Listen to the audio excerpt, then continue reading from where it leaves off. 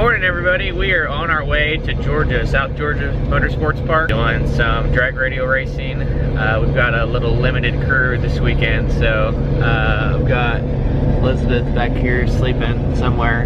She processed some milk last night, so she had a late night, and then we've got Alex who's going to help with some videoing and documenting the whole trip. So got loaded up late last night, about 11 o'clock or so, got a couple hours sleep, hit the road, a little before 7, so about a 7-hour drive down there. We'll kind of go over what class I'm running, rules, and how the weekend's hoping to go. So we'll get a little footage of the trip down there, and should be a really fun weekend. So we've been looking forward to it. There's lights out and no mercy every year, so lights outs in the spring, lights outs in the spring, no mercies in the fall. So both events are really fun. I'd highly recommend putting on your schedule to go attend one of these if you can make time to do it. So it's very action packed, and without doubt some of the coolest cars you'll ever see line up side by side. So stay tuned, and we'll show you a little bit of the trip, and when we get there we'll go over the car and kind of go over our game plan.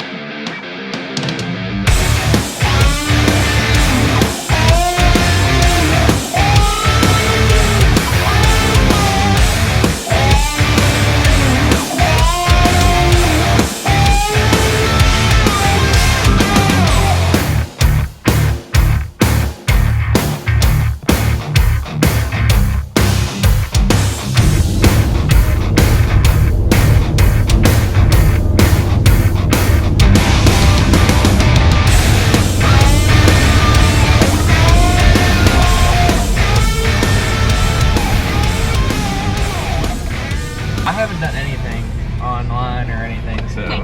What class are you running? For 275. Okay, and how many people all together? There's 3 of us together. So, the best event lady ever. She's so good. Shout out South Georgia Motorsports Park. That lady's awesome. Got a golf cart pass? Yeah, we need that to get in and out. We have just arrived. Look at the magnificent smart car. Made it all the way here. There's big money in the back. We're going to unload quickly and go to tech.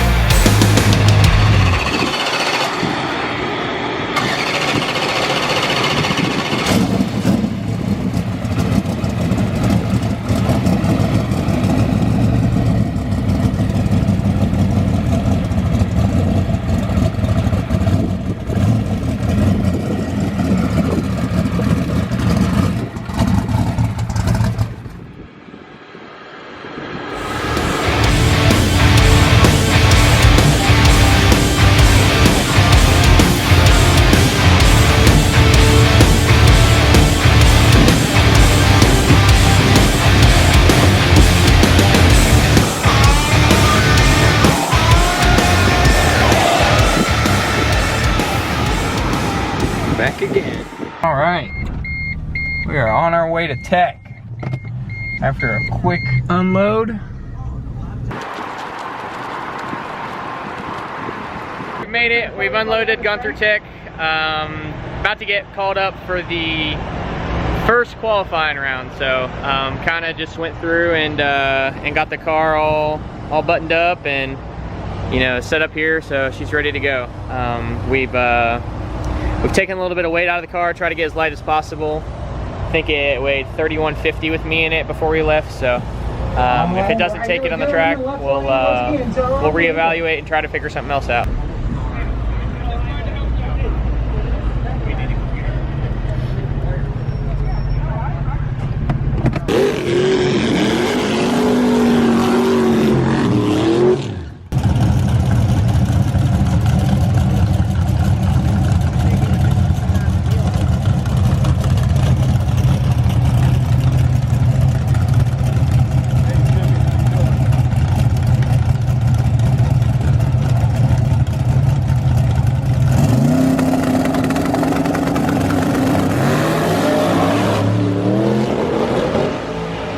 So we're back here at the trailer after Q1. We reviewed some data and just kind of trying to figure out why we spun tires real quick. We spun just past the 60 foot, so if the data is still up here, I'll show you real quick. So this yellow line right here is our shock travel. So it kind of maxes out the shock travel right off the hit, and we've done some measuring. It looks like our shocks are topped out, so we're basically just stretching bolts at that point. So we're over here under the car, making some changes on the lower mounts to not have that problem anymore. So basically, we're just going to take these shocks loose at the lower mounts and give them some more travel, and we might stiffen it up just a hair. So that's kind of what we're working with right now.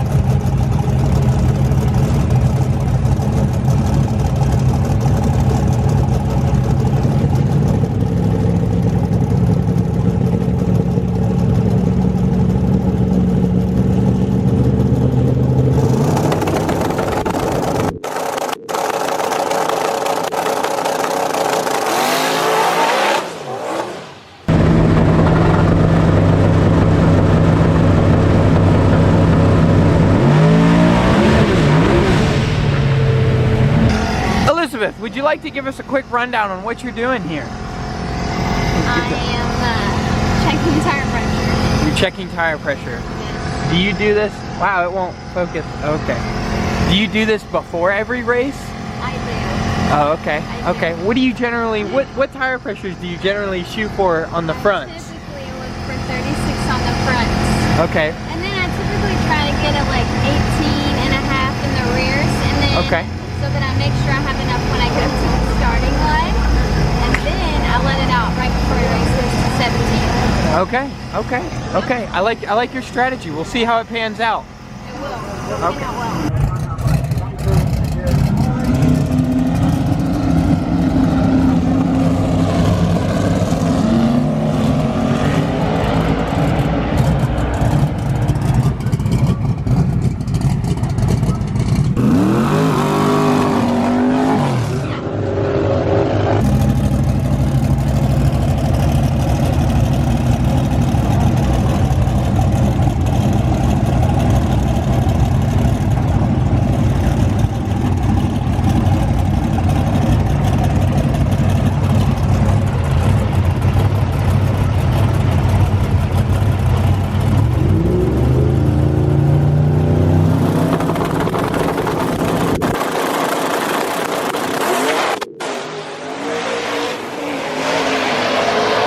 Evening. Okay, so in the morning, all we did was add length to the shocks, basically, on up travel. So we thought the shocks were limiting our up travel. We wanted some more separation in the car. So we added about an inch of separation. Made pass, didn't really work, went backwards. So came back, we took the shocks off, took them to Mixer, they dynoed them for us. So we got a list of our settings, kind of like on a dyno sheet. Kind of chose what we thought was well. We went from 9 to 12 on rebound. And put the suspension at full droop. What? I thought you went from 12 to 9. You Yeah, started. we went from 12 to 9 on rebound, sorry. Put the suspension in full droop and notice the wishbone, which is this, Front will fall out. was just barely hitting the axle at full droop. So you never want to bind. So we removed the wishbone. Since the car is a factory 4-lane car, it's got triangulation from the 4-lane car. So don't really need a wishbone. No point in the wishbone. For our application, it helps with stability a little bit. So I'm not gonna say there's no need, but the car will be fine without a wishbone. And then we took the wishbone out, made some changes on rebound and shocks, made another hit. It got even worse. So right now we're stuck with not knowing what we're gonna do. Going into E1, we could go back to what we know works, but I feel like I would like to make some progress on running the car with no weight. Being that the rules especially have changed to get lighter, so I think putting weight in the trunk is a band-aid. I think you just kind of have to go through this painful experience of figuring out what works and getting the suspension to work with the power that we want to apply, not find band-aids just to get down the track. So we've made some front-end changes on this E1 pass, made another rear-end change, so went from 12 to 11. Yeah. Went from 12 to 11 in the rear. Added stiffness in the front. Slowed. We loosened the front. Okay. Never mind. We loosened the front, and then we put some more distance in the limiters in the front. So, taking a little bit of time out of the car. So, we need to get some data with the shocks. So, really hoping it goes down the track this pass, and we can keep racing, and hopefully we make some progress because we've been going backwards all weekend. So, yeah. Hoping it's just a bunch of steps backwards and then one gigantic leap forward.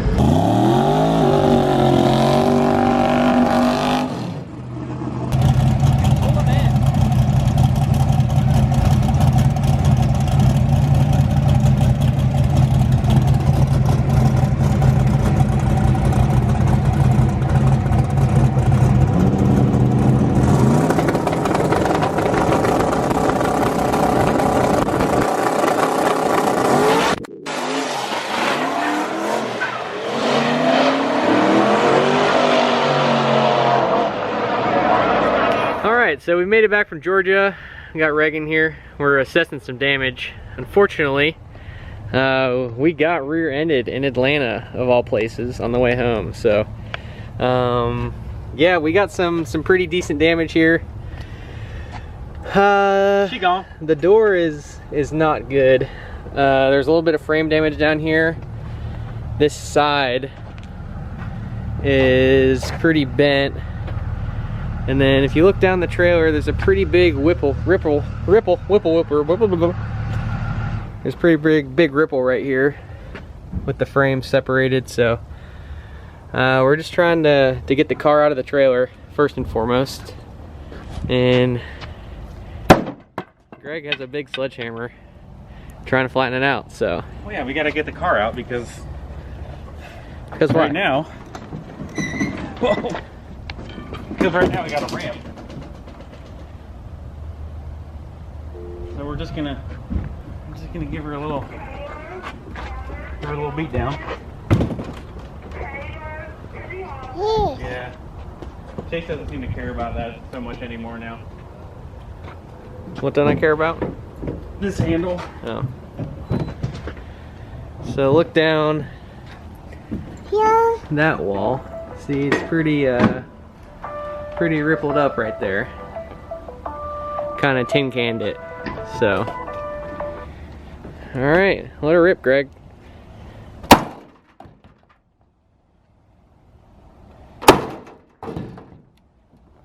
What is he doing?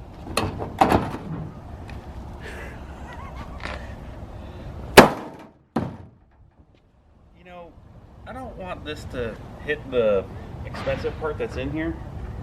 Yeah, I don't know of a better plan though. We should maybe put something over it or something. I'll stand there.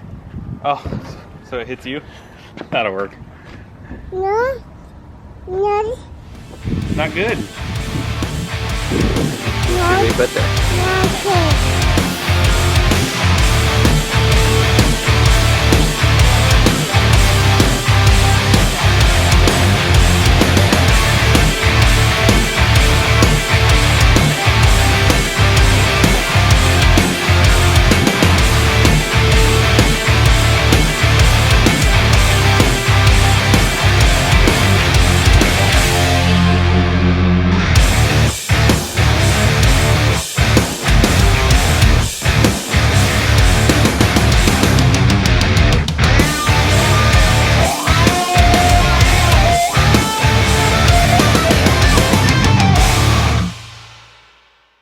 Alright, so Car is successfully in the shop after smashing the crap out of the back of the ramp door.